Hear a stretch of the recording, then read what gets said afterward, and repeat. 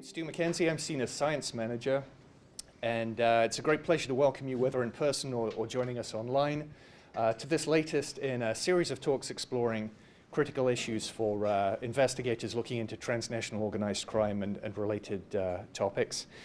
Those of you interested in this afternoon's topic may also be interested in a symposium we're co-hosting in the fall, which will examine some of the ways in which cryptocurrencies, blockchain technology, and artificial intelligence are revolutionizing the global financial landscape. That event will be a collaboration between us at CINA, the Shah School of Policy and Government, and the Government Blockchain Association, and we'll have some more details for you about that in weeks to come. In the meantime, it's a great pleasure to introduce this afternoon's distinguished guest speaker, Foteini Baldimtsi.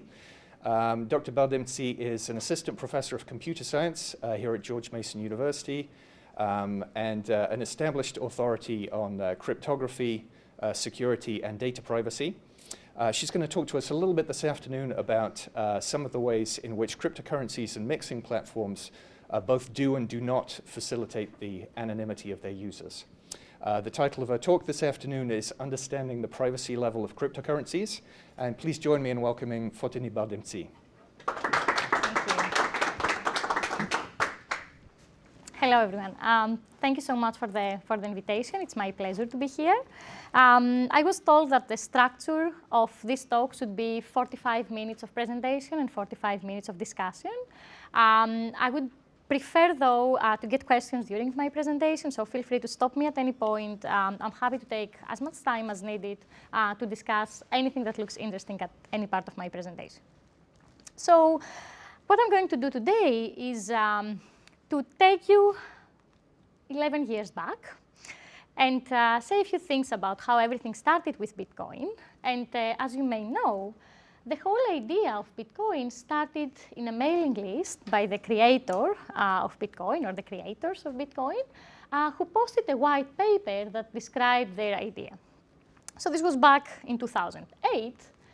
And let me just say in a couple of slides what is the main idea of Bitcoin. It would take me a whole lecture or even a whole semester if I wanted to describe every single detail of how Bitcoin and cryptocurrencies work, but let me just give you the idea in a nutshell. So the main idea of all cryptocurrencies is that they consist of a ledger, a bulletin board, what we call the blockchain, a database of every single transaction that happens. So this is not a new idea. This is exactly how transactions are happening in the non-cryptocurrency setting as well. So right now, we can assume that every financial institution keeps a database that records every single transaction that happens. So for instance, Alice sends 2 coins to Bob.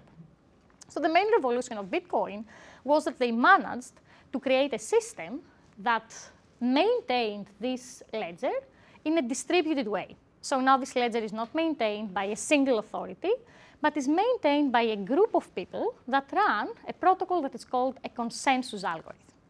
I'm not going to go into these details, but whoever wants to learn more about this, I'm more than happy to discuss it afterwards or give you more references. So the critical point, though, that we want to examine in this talk is what is the level of privacy of users that do transactions via this system.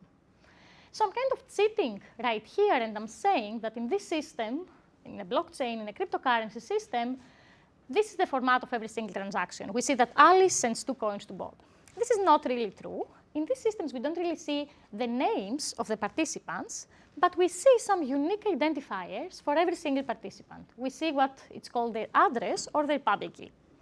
So this is really what the Bitcoin blockchain looks like. We see a bunch of public keys doing transactions with each other, and we do see the value of every single transaction.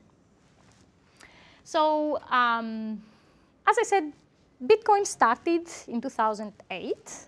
And 2009, really, early 2009. And it took quite some time to pick up, right? So this is a diagram from on the price of Bitcoin from the early years.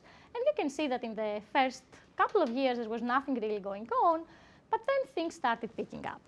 So why did people start using Bitcoin, right? So this is a very valid question of why people were even interested in the whole topic. So if you look at articles back from the years, like I tried to find articles from 2011 or 12 on what was the use of Bitcoin back then, and you're going to see that some of the first studies estimated that a very large amount of Bitcoin transactions were actually transactions that involved illegal activities, like buying drugs, using Bitcoin on the darknet, and using Bitcoin essentially to remain anonymous. But let's see what really happens there. So I'm taking this quote from this actual original white paper of Nakamoto, the creator of Bitcoin, and they or he or here have a section that they call it privacy. Okay? So what they say there is that the privacy of users can be still maintained by breaking the flow of information in another place by keeping public keys anonymous. So the whole idea that they were claiming back then, that the Bitcoin white paper claims, is that as long as I don't know what is the real identity of someone behind the public key, then this person can remain anonymous. So when people actually started Bitcoin and the price started picking up, people were also interested to understand whether this was true and up to what level it was true. And if you now see the dates, we're now in 2013, when people started realizing that Bitcoin is not really anonymous, and if you actually use it, if you actually perform multiple transactions with it, then bad things can happen. So there was a bunch of academic research that actually explored the exact level of privacy on Bitcoin. And in the first part of my talk, I will say a few things about what this research did to de-anonymize or track transactions on Bitcoin. So as I said before, in the Bitcoin blockchain, we don't really see the identities of the people that are doing transactions. But for every single user, we see some unique identifier, some unique address. However, we can very easily notice that all these addresses are completely linkable. So I can see that the same address that was the sender in this transaction was later the receiver on this transaction. And I can see that the party that received 2 coins here later sent 1 coin somewhere and received 4 coins from someone else. Okay, so this is something that is public information and everyone can see that. So this is a snapshot of a real transaction on Bitcoin. So for almost all the famous cryptocurrencies right now, we have very good visual explorers that we can actually see what are the transactions that are included in every single block, and the values of every transaction. We can see all this information very easily and nicely visualized.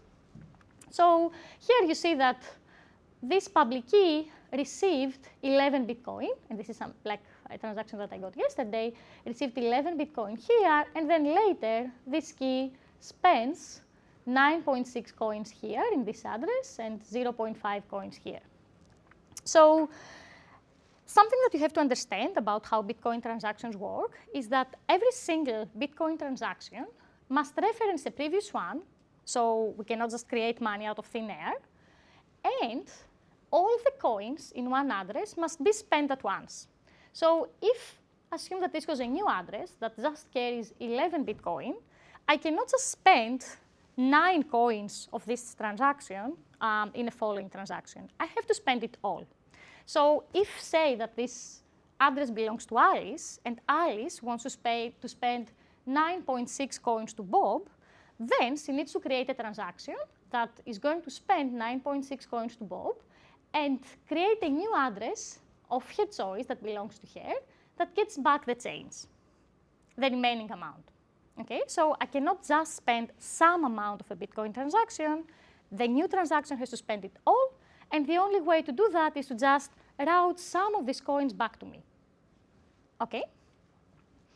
So when people started realizing that the whole issue with Bitcoin transactions was the fact that you can link things together, they said, why don't we just use a fresh receiving address for every single transaction that we do? Okay, so whenever someone says, I want to send you some Bitcoin, you're not going to have a permanent public key. You're not going to have a permanent address that you're going to use all the time. Every single time, you just create a new one. So what happened with this approach? This is actually something that people are doing. And if you see how electronic wallets handle transactions right now, because a regular Bitcoin user will just download the wallet on its phone and will use that for his transactions. These wallets essentially just create fresh addresses for every single transaction that happens. So this has resulted in a very, very large number of transactions on the Bitcoin blockchain, of public keys, of addresses on the Bitcoin blockchain. So I took this graph from Chain Analysis. This is a graph from December 2018, so that's pretty recent. And you can see that a few months ago, the total number of Bitcoin addresses that we observe on the Bitcoin blockchain were 460 million, okay? Out of these, 288 million addresses are actually of limited economic value. What does this mean? These are essentially addresses that do not have any coins in there, or they have a very, very minor amount of coins. So these are addresses that we don't really care about, okay?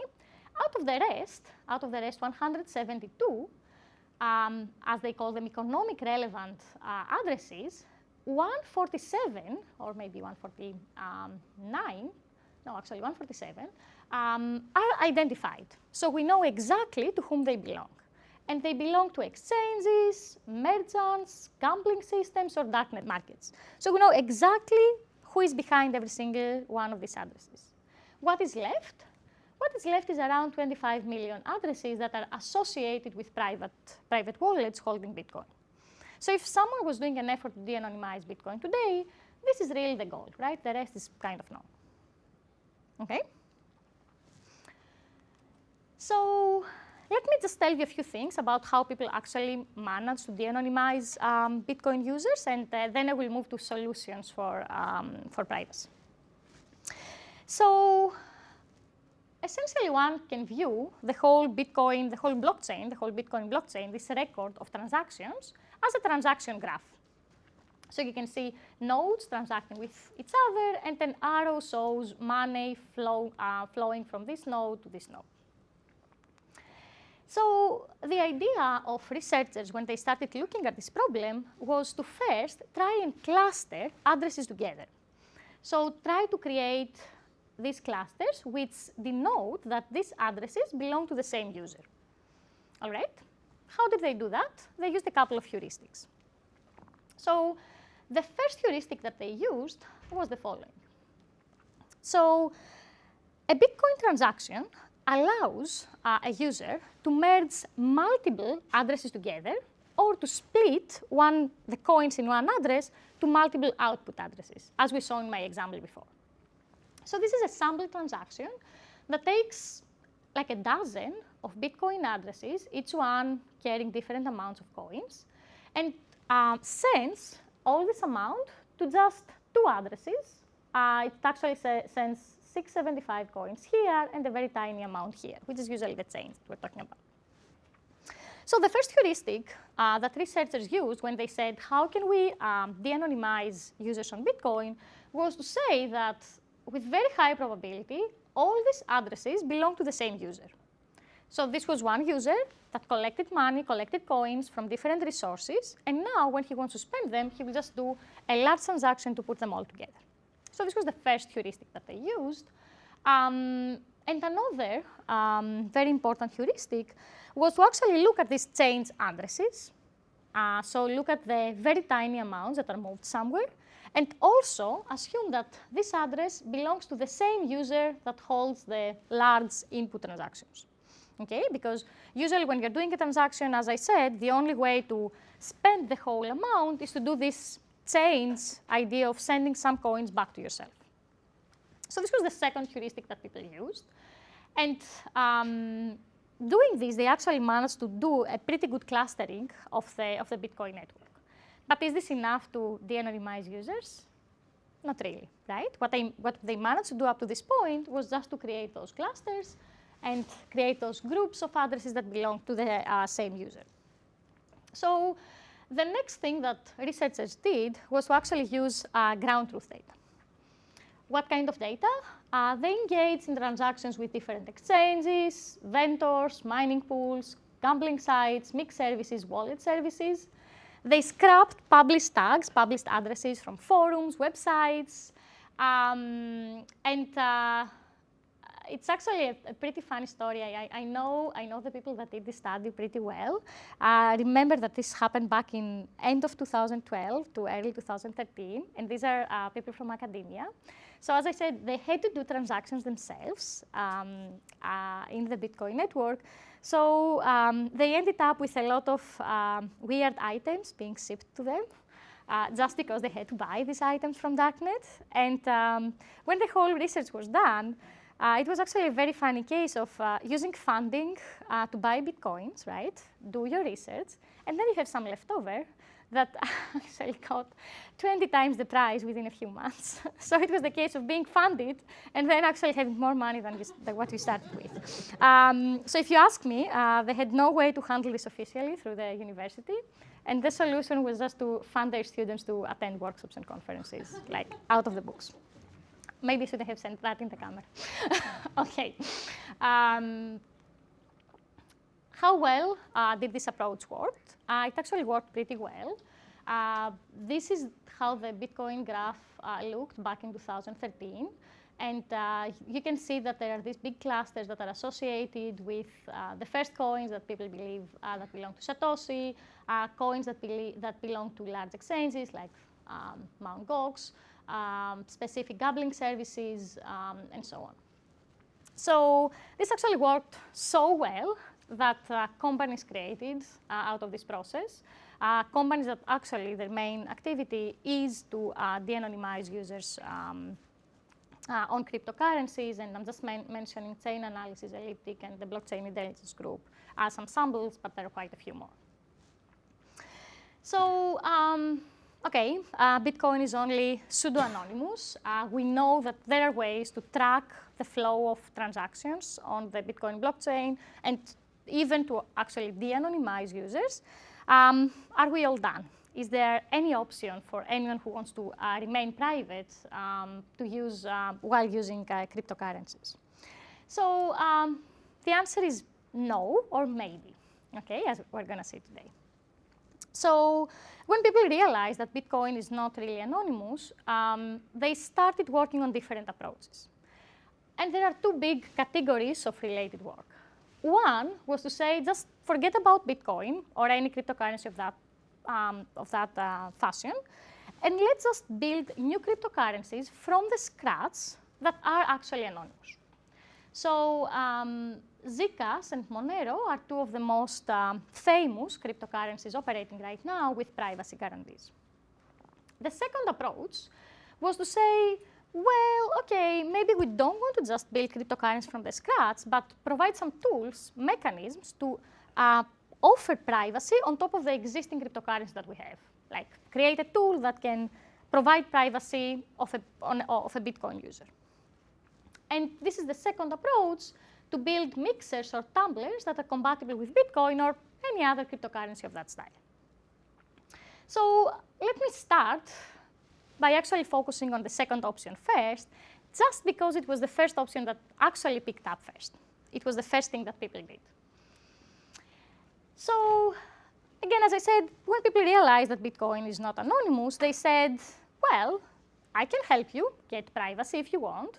What I can do is to create some service that can be called a mixing service. And whenever you want to pay someone, so let's say that Alice wants to pay Bob here, she's not going to pay Bob directly by doing a transaction on the Bitcoin blockchain, but first she's going to send her coins to the mixing service, and the mixing service will later send the coins to Bob. The idea here is that if a lot of users are transacting through the mixing service at the same time, then their identity is hidden within this set of people that are transacting with the mixing service. Okay? How does it sound like an idea? Good idea? Yeah, I mean, people thought that this is very exciting, but what really happened in the first years was that whoever opened this kind of companies, they were really just scammers. What they did was that they got the coins from the payers, they kept them for themselves, and they just said, bye-bye, thank you so much, right? And that's, that's what happens in the electronic world, especially in these non-regulated systems like cryptocurrencies. So this was a big problem. And for us, being in academia, this was a very nice problem. So for cryptographers, give us any problem that requires to build trust between people in the electronic world, and you make us happy. Okay? So we thought, what can we do to actually build secure mixing services? And what do I mean by secure? The two main challenges that we have when we build such mixing services is, first of all, we want security. We want to make sure that this mixing service, when it receives coins from a user, cannot just steal them. It needs to commit somehow to forward these coins to the receiver. And second, ideally, we also want privacy against this mixing service. So if the mixing service just knows the mapping between transactions, then we have, a failure point in our system. Okay? So can we do that?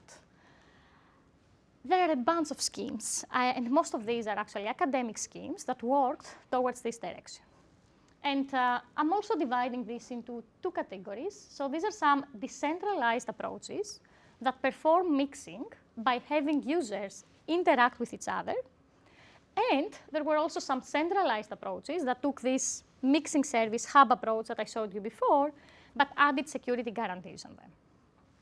So I'm going to pick the most, well, not the most, but like one of the most famous types of each category and give you the high-level idea of how they work. And then I'm going to discuss the limitations of every single of those two approaches. So let me start with the decentralized mixing approach. So in the decentralized mixing approach, the whole idea is to not have this central mixing service to do the whole mixing between the users, but instead have a protocol that all the interested users, payers and payees, run with each other. Okay?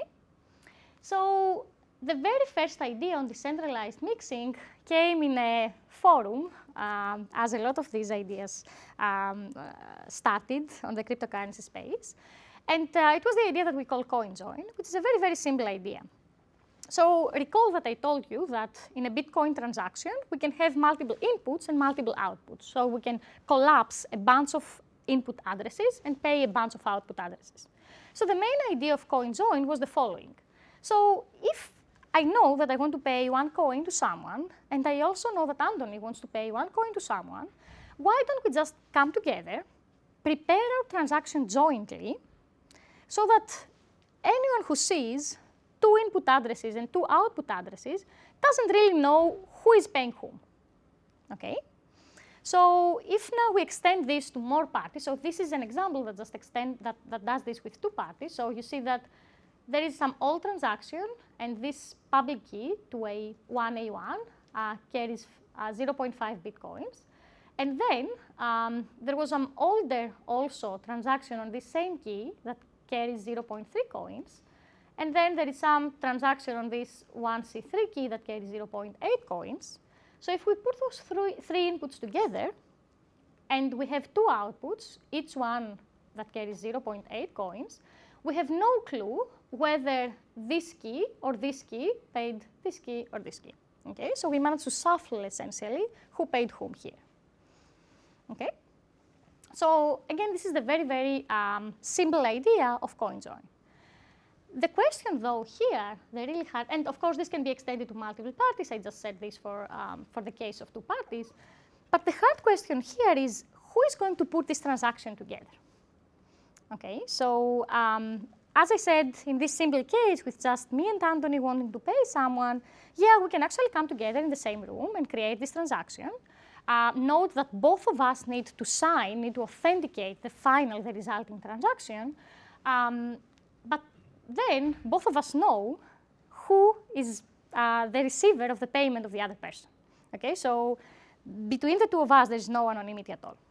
And this becomes much harder when you have a larger group of parties that they want to do this CohenJoy transaction. Again, they somehow have to come together, and they know what is the mapping of the real transactions there. So this is not ideal. So let me show you one of the first ideas that people thought on how to solve this problem, and this is going to have a little bit of crypto, but like a tiny bit. Okay? So the idea was the following. The idea was to use nested encryption. Okay? So all these are encryption keys. You can think of this as being public key encryption and public key encryption scheme. And you can think that you have 4 parties that they want to pay another 4 parties. And they want to put all their coins in a single CohenJoy transaction, but without anyone knowing who is the receiver of some other party out of this group of 4.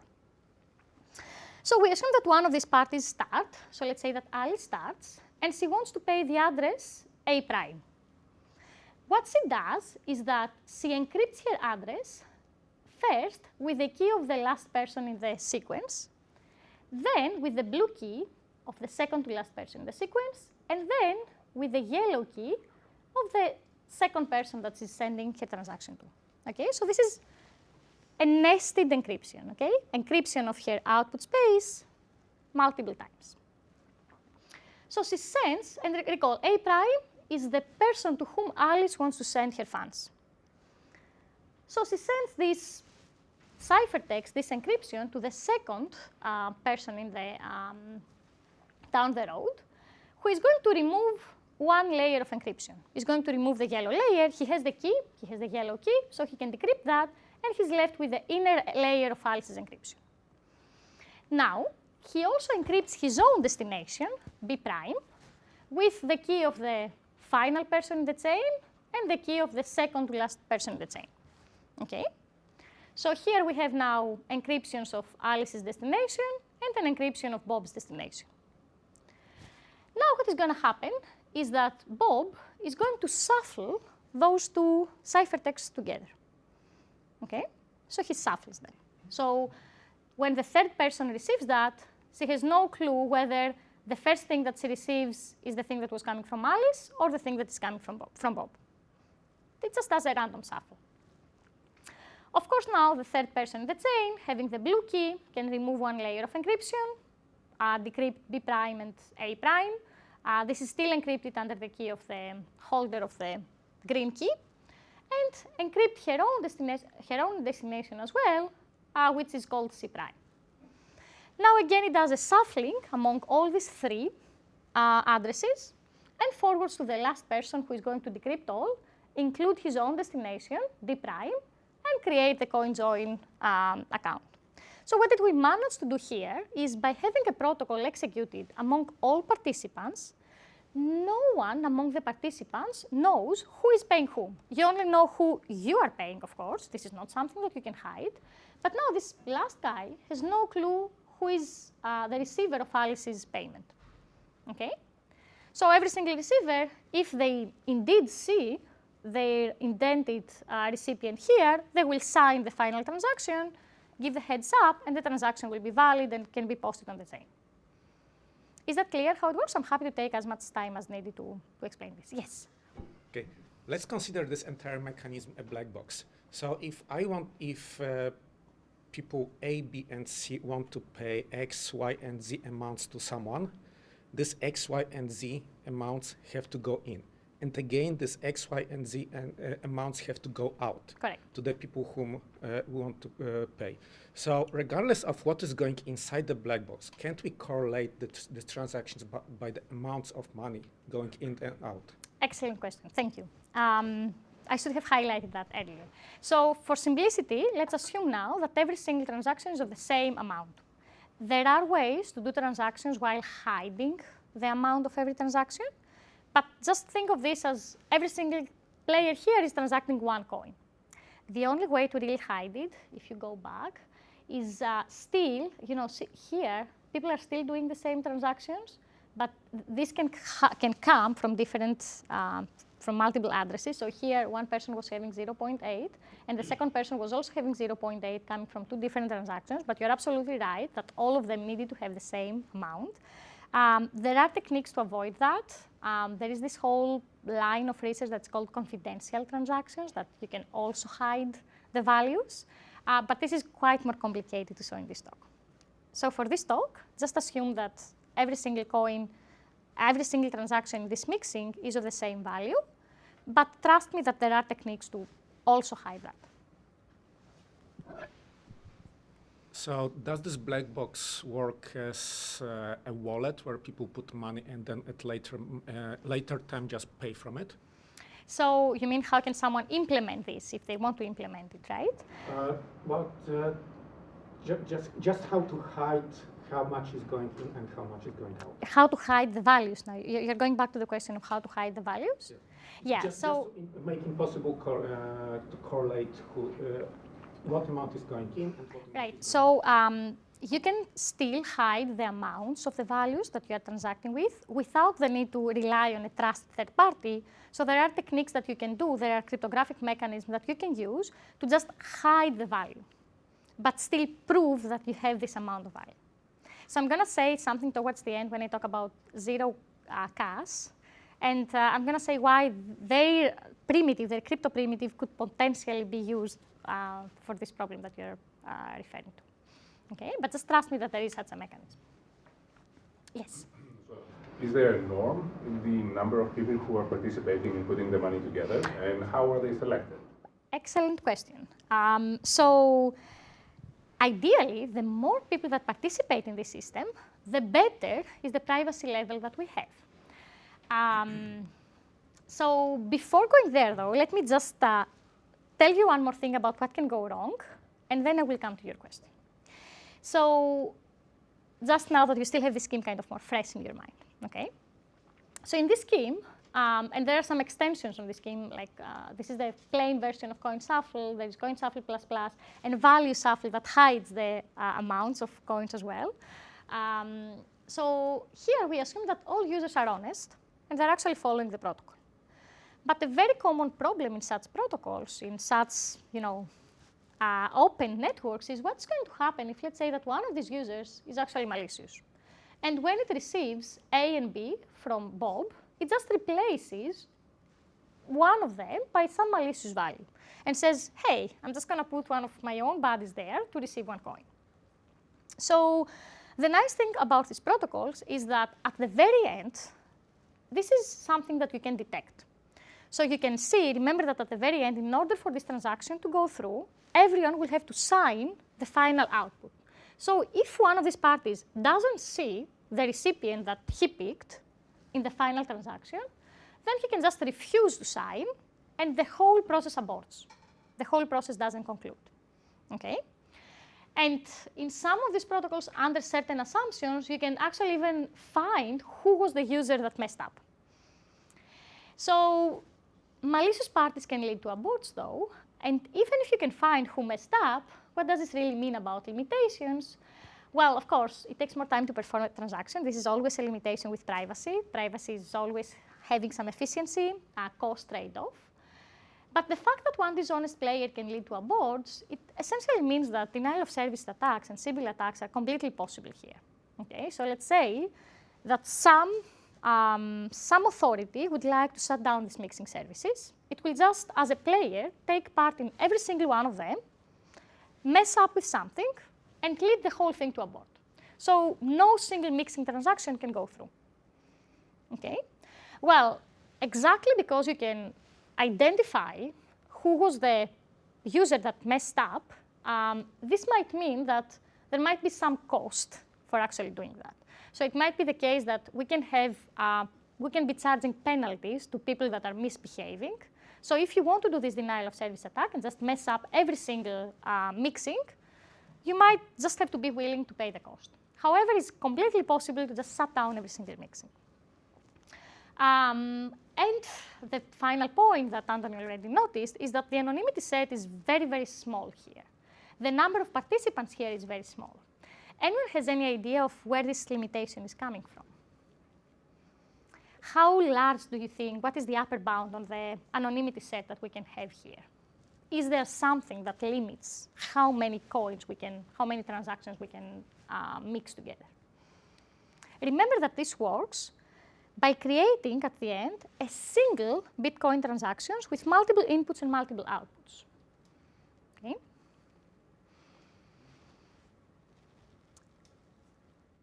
Is it the fact that you need consensus in approving all the transactions. So I guess you have a number, a capital N, above which getting this consensus gets overly complex. So it is indirectly related to the consensus problem, but there is a more fundamental issue here.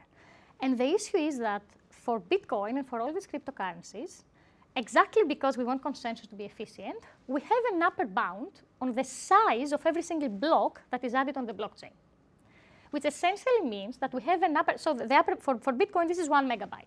Every block that is added on the blockchain can be of up to 1 megabyte. This imposes an inherent limit on the size of every single transaction. Every single transaction is essentially a bunch of bits, right? So it takes some storage space. This means that we cannot fit an unlimited number of transactions within one block, and essentially this means that there is an upper bound on the size of every single transaction. So this upper bound for Bitcoin means that the maximum number of addresses that we can mix with these decentralized mixing protocols is actually 538. So that's the upper bound on your anonymity set. And although I don't have these graphs here, if you look at this, and as I said, these are actually academic works, this CohenShuffle ++ are academic works. If you see the graphs that they have in their papers, all the experiments that they're doing, the experiments where they're looking at how efficient the scheme is, they're checking for up to 100 people transacting with each other. So 100 anonymity set, okay? So that's quite small. Questions about this first category of mixing services before I move to the next one?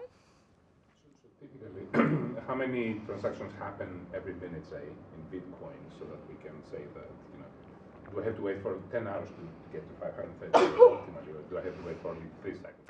No, good. So this is the amount of, so technically, this is how many transactions you can mix together in one block, which means in 10 minutes, because the frequency that each block appears on the blockchain is roughly every 10 minutes. So theoretically, you can mix this all together within one. Say that you create this very large block that fits a single transaction, and you're doing this mixing. Now, how much time it's going to take, you remember that in these protocols, there is also this offline protocol that we have to do all this nested encryption or whatever we do. So this is going to take some time. So this is, as I said, the numbers that they have in their experiments is usually for up to 100 nodes, and this might take something like 40 seconds or so. I don't know exactly how this scales up for 500 people, but certainly in the level of a few minutes. So we have to assume that this offline protocol happens first, and then the transaction goes on the Bitcoin blockchain, and every block appears every 10 minutes. So I would say roughly 10 minutes. Okay. So second type of mixing services are the centralized mixing services, like the services that appeared in practice in the first years that were completely bogus and they were stealing people's money.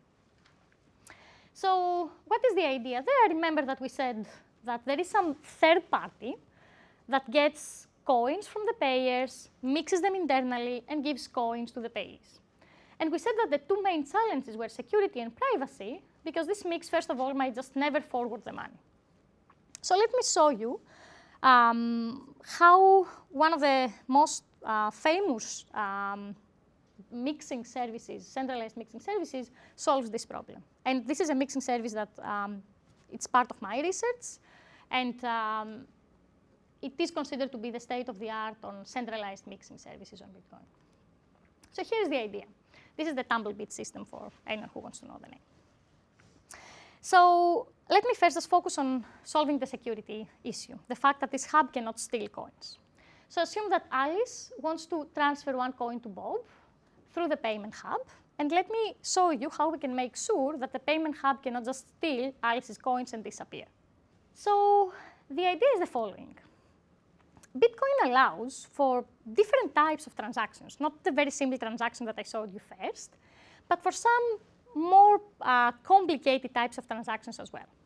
So it allows for transactions that say the following. A transaction can be initiated on the Bitcoin blockchain that says that this transaction will eventually transfer one coin from Alice to the hub if a message, let's say, is posted on the blockchain that is signed by both Alice and the hub. This is the multi-signature transactions, as they're called on the Bitcoin blockchain. And you can have any type of a multi-signature transaction. You can have a T out of N that requires that there are N keys there, and you require a signature from T of these keys. The type of multi-signatures that we need here is a 2 out of 2. Okay, so this transaction moves one coin from Alice to the hub if another transaction is posted on the chain that is signed by both of them. All right? So let's see how this works. So remember, our goal is for Alice to send one coin to Bob. We start by posting one transaction that says Alice will move one coin to the payment hub if both Alice and the payment hub sign here. And the payment hub will move one coin to Bob if both of them sign a transaction here. The fulfilling transaction is what we call a transaction claim. So if we just assume that Alice signs first, and then the payment hub signs this transaction, if now the payment hub also signs this transaction, and Bob signs this transaction, then what actually happened here is that one coin flowed from Alice to the payment hub, and from the payment hub to Bob. Okay? This looks good, but what if the payment hub is malicious and just never provides a signature here? Okay, so remember that I started by saying Alice signs this transaction. The moment that Alice signs this transaction, if the payment hub signs this as well, it receives the one coin from Alice, and then it can just disappear and have the same problem that we had before. It can just disappear, get Alice's money, and never pay Bob. So the critical point that we want here is that the moment that Alice signs this transaction, the payment hub needs to also commit that it's going to pay Bob.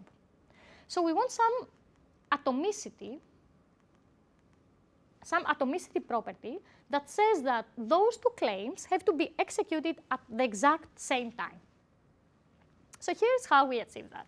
So we achieve that by also taking advantage of another property of Bitcoin transactions, which is called hash locks. So Bitcoin also allows a transaction to go through if another condition is satisfied, not just a signature, but finding, let's say, the solution to a puzzle. And the puzzle, for those of you that are familiar with how Bitcoin works, is the same as the proof of work puzzle. Just find the pre-image of a hash function. So here is how this works. Now, before anything starts, the payment hub creates a puzzle. And let me call this puzzle Y. And the solution of this puzzle is X. So Y can just be the output of a hash function when X is the input. So the payment hub can just pick a random X, run it through a hash function, hash of X, the output is Y. Okay? So the puzzle is Y, the solution is X. If I give you Y, it's very, very hard to find X because it's very, very hard to invert a hash function. So you would have to do computational work for years in order to find that. So now, our transactions, in order to be fulfilled, they need 3 criteria. They need signatures from both Alice and the hub, and they also need X. They need a solution to the puzzle Y. Okay? The same puzzle is encoded in both these transactions. So here is how things work now.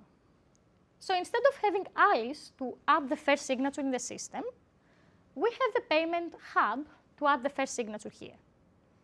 The moment that the payment hub signs here, it knows that Bob cannot just sign and get the money because Bob needs to also solve the puzzle first. And the puzzle is not easy to solve. Okay, so the moment that the payment hub does that, it is also secure because it knows that it cannot just lose its money. Because Bob doesn't know the solution to the puzzle. So Bob says, look, I don't know X, I don't know the solution to the puzzle. Alice, if you want to pay me, that was the original goal, just give me the solution to the puzzle and I will be done. I'll get the coin that is locked in this transaction from the payment hub, since the payment hub has already signed. So Alice says, look, what I'm going to do is that I'm going to sign on my side. Remember that there is the same puzzle encoded here. I'm going to sign on my side. So now the payment hub has an incentive to sign and conclude this transaction so that it receives one coin. in order to conclude this transaction, it needs to sign, but also provide X. Otherwise, this transaction is not concluded. Okay? So once this happens, Alice essentially learns X, can send X with some sort of communication channel out of bound. This is not part of the blockchain. And now Bob knows X, can also sign and receive his coin.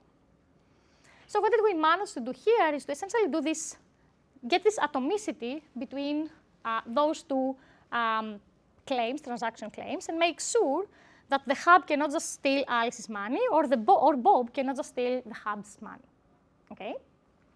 So do we all get the high-level idea of how this works? I know this was probably the most complicated slide in my talk. Okay, so I know that this is tricky, and what I showed you right now, it just solves the security issue and not the privacy issue.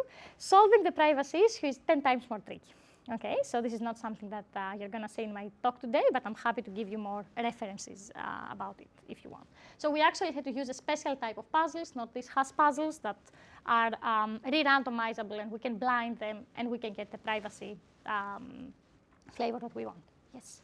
I'm just wondering, is this something that's optional, that a person can go through the payment hub, or is it, and then how does the payment hub get paid? Do you have to pay a fee to? Excellent question, yes. So first of all, this is optional if you want to get your anonymity, if you want to have some privacy level. So again, here, everything is a matter of volume. Assuming that you have a lot of users interacting with the hub, you have a large anonymity set, and you're hidden within these people. If you want to use Bitcoin without being anonymous, you can just totally bypass the hub. Okay? So why would someone be a hub? Very good question. I mean, this is a service. This is hard work. I have to sign all these transactions. I have to actually kind of log funds here without even having received anything before.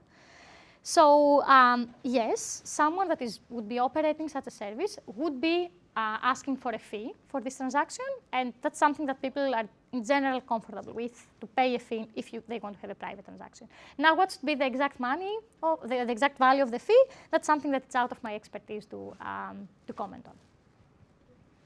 Yes.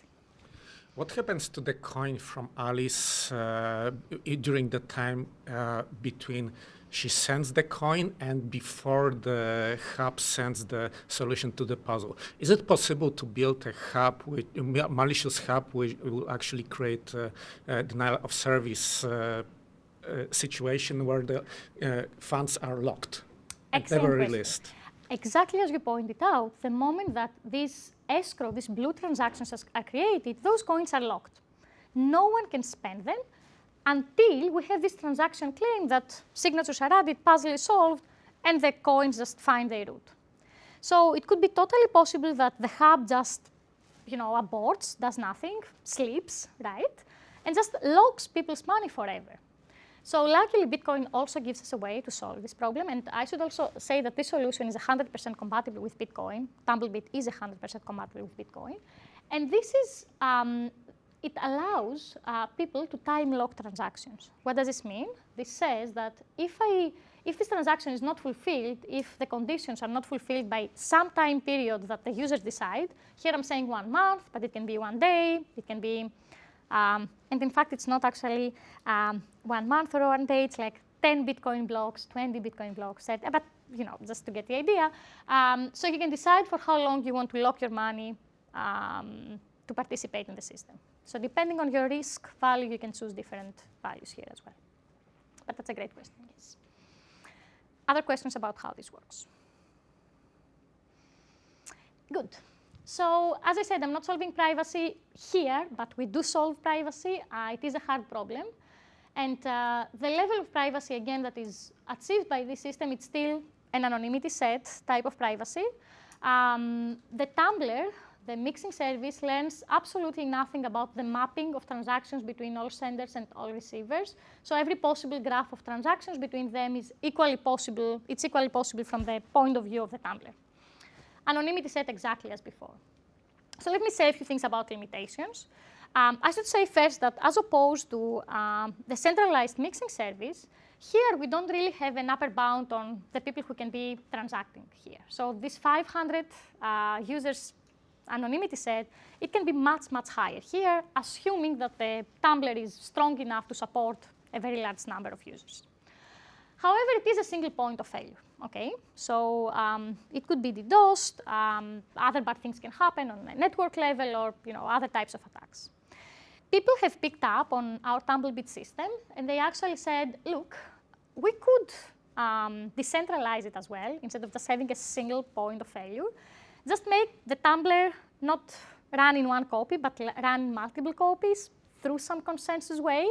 And this is a system called Mobius that, again, was developed on top of Tumblebit that actually decentralizes the tumbler via Ethereum smart contracts for anyone that knows what this is. So we also have issues here, and this is something critical to understand, that if even we have like a large anonymity set, but a very large number of these users are malicious, and the tumbler is also malicious, and they're colluding with each other, then still, this means that the anonymity set of the honest users becomes much, much smaller. And in an extreme case that you have n-1 dishonest users, then you can obviously easily de-anonymize the nth user. So if we had some authority that wanted to kind of shut down these centralized mixing services, they could also just transact with this mixing service a lot.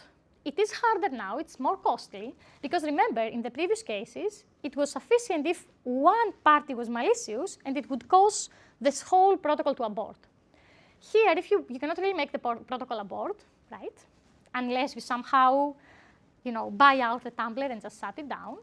You cannot really make it abort, but you can still affect anonymity if you heavily participate in the system. So this is something that has not really been explored in practice. And I should say, actually, that Tumblebit, when we developed Tumblebit back in 2017, we didn't patent it. We kind of left it open. People picked up on it. There is a wallet called the Bridge Wallet by the Stratis platform that just released a stable version of Tumblebit a couple of months ago. So as far as I know, up to now, there's no study on how many people are using it, what is the anonymity set, what is going on. But it is a service that is available right now out there, okay? And it's certainly a very valid research question. What kind of level of anonymity does this really give? How many people participate? What is going on? How many transactions are going through it? Another issue that I should also point are timing attacks. So it's not enough to just say, oh, if 100 people are using the mixing service, then you're having a 100 anonymity set. They also have to be using the mixing service at around the same time, okay? So timing attacks are also completely possible here. So, and as I said, anonymity set depends on participation. The more people that use the tumbler at kind of the same time, the higher level of anonymity you have. So this also concludes my discussion for option 2. Any other questions before I go to the option 1? So this is pretty much the overview of how mixing services work today, the two different types of mixing services, centralized and decentralized. So that theoretical possibility of n-1 users colluding to disclose the identity of the nth one, given that you don't have this threshold of 538 transactions, that doesn't seem to be very likely, no? That Correct. This huge number of people will collude Correct. to disclose one Correct. person. It becomes so much it's a harder. theoretical possibility, Yes. but in practice, it doesn't Correct. seem to be a big deal. Correct. It becomes much harder. So realistically, if someone wanted to transact in a private way with Bitcoin right now, these centralized solutions are a much better option. However, as I said, to the best of my knowledge, they have just been launched, like with the security levels of Tumblebit, right? There were things before that there was no privacy against the mixing service, just security, and this existed before, and these schemes exist for a while. But schemes like Tumblebit have just very recently gone out, being implemented, not by us, I should also say. So, on practice, how many people are transacting with it? It's completely, I don't know how to answer. So who's developing a mixer or a tumbler? Can I do that myself? Can I have the Tony mixer or something like that? How does it work? Great question. So as I said, the protocol is something that was academically developed. So we developed Tumblebit. So the protocol was out there. As I said, we didn't patent it. So the people that actually, for the Tumblebit case, the people that actually picked it up were a big wallet company, a Bitcoin wallet company that is called the Stratis platform. They have one popular wallet that is called the Breeze wallet, and they added this as a feature to their wallet. Because essentially, this is a service. You need a server doing all these operations, working as a tumbler. So a wallet is, pretty well qualified to do something like that. All right. So this part of my talk is going to be much shorter, so I think I should be done in like 10 minutes or so. So let me also go to what other people thought. They just said, just forget about mixers, tumblers, and let's build cryptocurrency from the scratch. And although Zcash was first in line and Monero came up later, I'm going to start with Monero just because it's slightly easier to explain. So the very, very high-level idea of Monero in a single slide, because again, it would take me a whole lecture to explain exactly how it works, is that it uses a special type of cryptographic signatures that are called ring signatures. Okay, so in a typical signature, you have the signer that has a message, signs the message with his secret key, and anyone that has the public key of the signer can verify that this is a valid signature. Okay, so when you see a signature, you know exactly who was the signer. So the idea in ring signatures was to hide who is the signer of a message. And you can do that as follows. So let's say that John wants to sign a message. At the moment of the signature creation, he picks a bunch of other public keys. He doesn't need to get consent from the owners of these public keys. He can just find public keys in the system. This is a blockchain system.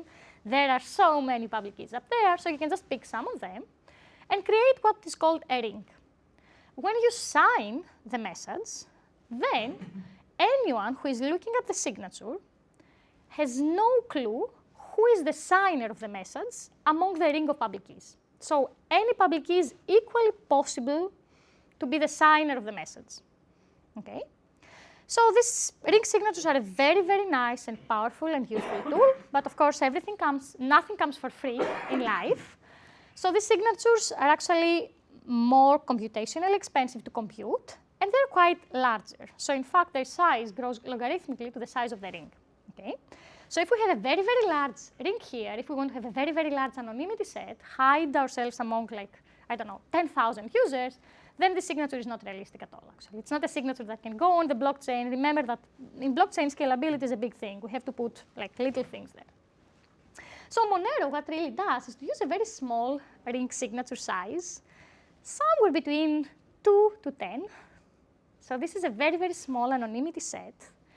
And although, it can get a nice level of privacy in the sense that every single time you're doing a transaction, you're not just using your key, you're mixing this with other keys alone. You don't have to run any protocol with a trusted tumbler, untrusted tumbler, or any other parties. You can just do this by yourself. It gets quite annoying because exactly of the ring signature size, the ring size is very small, the anonymity set is small. And also, you have to be very careful on which other public keys you select. Okay? Because it might be the case that if I see that the other public keys that you selected are some keys that nobody used for years, then this is not a good sign. Okay? And your key is the only one that is being actively used, for instance, then this is a very bad way to select keys.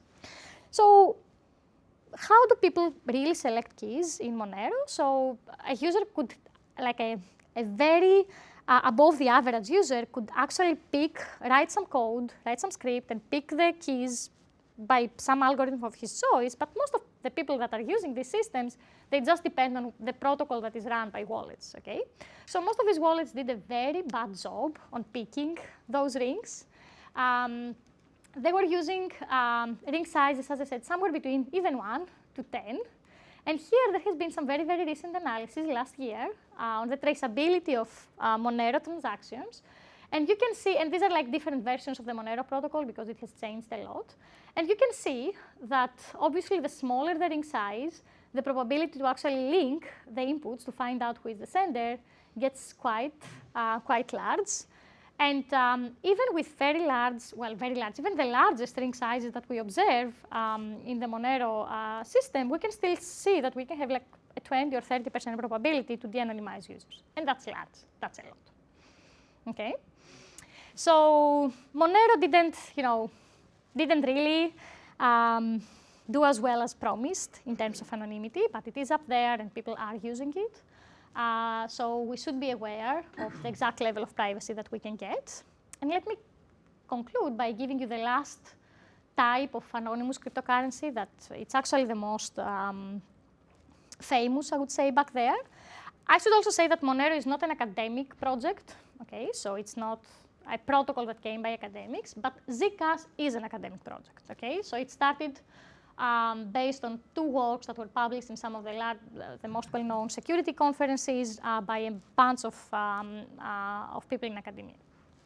So Zcash is one of the top 20 cryptocurrencies in terms of market capital. It goes up and down, but it's always on the top 20 for the last years. And even Edward Snowden has commented on the privacy of Zcash, so it's something that people are actually believe on. Let me explaining how Zcash works is also extremely complicated because of using very heavy cryptographic tools, but I will just say a couple of things, a couple of points that I think that are important to know. First of all, not every single transaction in Zcash is anonymous, okay? So there are transactions of different types. There are transactions there are addresses, actually, that are transparent addresses, addresses in which you can see everything that happens exactly as in Bitcoin. And there are also private addresses. This means that we have 4 types of transactions. Transactions that just happen between transparent addresses. These are completely linkable again as with Bitcoin. Transactions that happen between transparent and private addresses, where some linking can also happen there as well. And the real private transactions that are the Z2Z transactions, which are in the shielded pool. Okay, so everything that happens here between Z to Z can actually be private. What do you think about the performance? Well, what do you think about the types of addresses in Zcash right now? How many would you guess that are in this shielded pool, and how many are out there? And I'll skip that one. I will skip that, or I'll come back later, so you can think of my question. What could be your guess? 80%. How many? 80%, 20%. 80% are Clear. 20%. That's very optimistic. Okay. So let me answer this question first. This is about 1%. Okay, so right. So among the transactions that are really staying on the shielded pool is a very, very, very small number. Okay, so I skipped, just for the interest of time, but I'm happy if people want to stay longer, explain more details about the cryptographic tools that Zcash uses. So the point that I want to make about Zcash is that it could theoretically provide the best level of privacy, under some conditions though, okay? So the condition would be that everyone is transacted in this little pool of shielded transactions, so have this to be like 99%. If that was to happen, as I said, the privacy level could be very, very high. However, the scheme has some limitations that we have to recognize.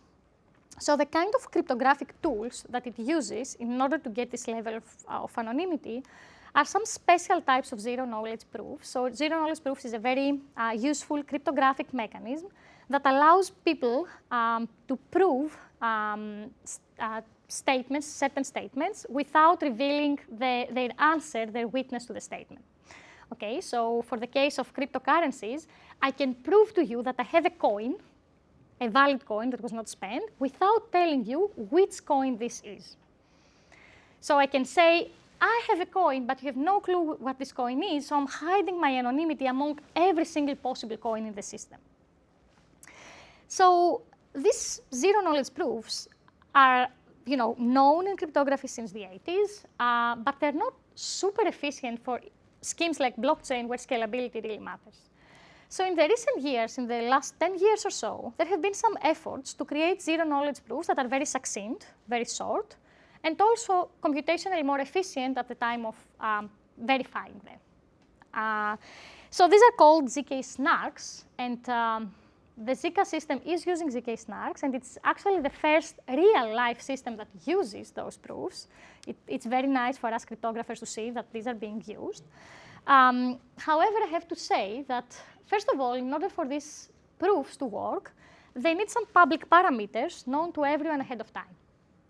In order to decide these parameters, if a single party just says, if this was a trusted system and some trusted authority could just pick these parameters and put them up in the air, if that party was malicious, then could mess up with the parameters and mess up with the security of the system. So we have to make sure that these parameters are computed correctly. The people in Zcash did that by running a so-called ceremony technique. So they try to involve multiple parties on this trusted setup. But again, who can be like 100% sure of how well this went? And the second point that I want to make as a cryptographer, putting my cryptographer hat on, is that this kind of proofs, so in cryptography, all the systems that we consider, we relate their security to a hard mathematical problem. So RSA, the most famous, one of the most famous encryption algorithms, relates its security to the problem of factoring, which is a very well understood problem. So the kind of mathematical problems that we relate the security of these proofs are actually very new, not so well understood, and quite strong. So the reason I'm saying that is that I don't really know what's going to happen. It might be the case that someone breaks the security of these assumptions in the next years. Okay, so this is something that we have to keep in mind when we're considering the security of such schemes.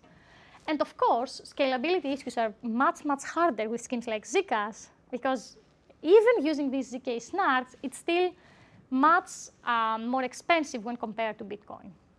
So I received some funding from the Zcash Foundation very recently, and I wanted to do a CLD transaction. In order to receive the funds, it took me 3 days of having my laptop open, running all the time in order to download the whole blockchain, verify every single transaction that is there, every single ZK snark that is there before doing my transaction. Okay, so as you understand, this is not the way to go, right? And I already said that if there has been some recent research that did also an empirical analysis on the anonymity of Zcash that showed that only 1% of the addresses is really secret. So concluding, privacy is a very hard problem. We have some solutions. Each solution has its own trade-offs. There is no perfect solution for privacy in cryptocurrencies. Also, practice doesn't always follow theory. All these schemes, or a lot of the schemes, work well theoretically, but we have to assume issues within the network level as well. Even if crypto works, there are other sides of the system that things can go wrong. And attacks are possible in any scheme, of course, at a different cost. Okay, so someone who is really willing to pay a lot could potentially de-anonymize users in every single of these systems.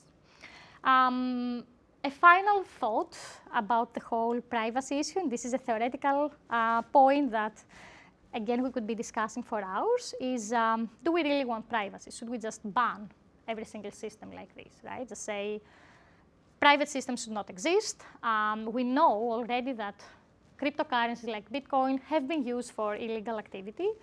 It's very, very hard to estimate what is the number of, what is the market capital of cryptocurrencies that is being used towards illegal activity. We have maybe some very rough idea, but it's very, very hard to know exactly what is going on. So should we just say that all these schemes, like any private scheme, should be banned and we should just have schemes that are transparent?